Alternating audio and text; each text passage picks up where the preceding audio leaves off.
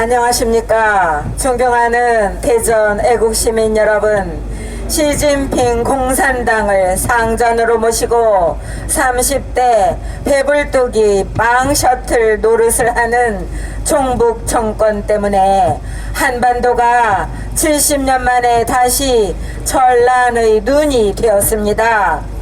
문재인 종북 정권은 4년 내내 온갖 우리 민족끼리라는 평화쇼에 매달리며 스스로 국방 안보를 해체해 왔습니다. 바로 이 때문에 한반도가 6.25 이후 최대의 격동 위기를 맞고 있습니다. 위기의 핵심은 북핵입니다. 트럼프 미국은 북핵 문제를 중국 문제, 즉 공산당 인민해방군 일당 독재 체제의 부속물로 봤습니다. 그래서 중공에서 북한을 떼어내 중립화하거나 해방시킴으로써 대중국 포위의 전진기지로 삼는다는 전략이었습니다. 이 트럼프 전략은 바이든 정부의 등장으로 시진핑의 한반도 중국화 전략으로 역선택될 가능성이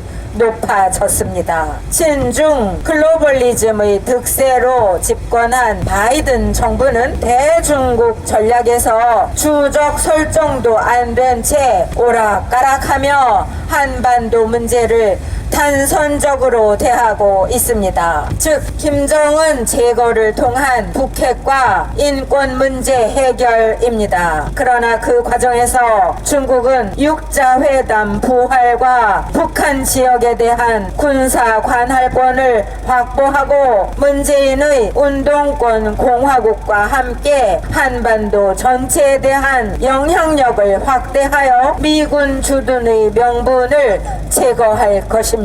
바이든 미국은 북핵 제거 목표는 이루지만 미국의 인도 태평양 전략 관점에서는 한반도가 뚫리게 되는 전략적 패배를 안게 될 수 있습니다. 이 과정에서 문재인 정권과 한국군이 담당할 주도적 역할은 없으며 마지막까지 전쟁 반대와 우리 민족끼리 평화를 주창하며 김정은 살리기에 전전긍긍할 것입니다. 존경하는 대전 시민 여러분, 미국에서 한미 간 안보 국방 실무회담이 열리는데 시진핑은 우리 외무장관을 불러 대만 해협 앞에서 회담을 갖는다고 합니다. 지난주가 천안함 폭침 11주기였지만 대통령 직속의 군 의문사위에서는 천안함 진실을 재조사한다 라고 결정했다가 하루 만에 철회했습니다. 미중 간의 군사적 충돌이 벌어진다면 중동 페르시아만이나 남진아해 센카쿠 열도 대만 해협이 아니라 국방과 안보가 완전히 해체된 한반도가 될 것입니다. 천안함을 누가 폭침시켰는지 말도 못하는 덩어리 총북 대통령이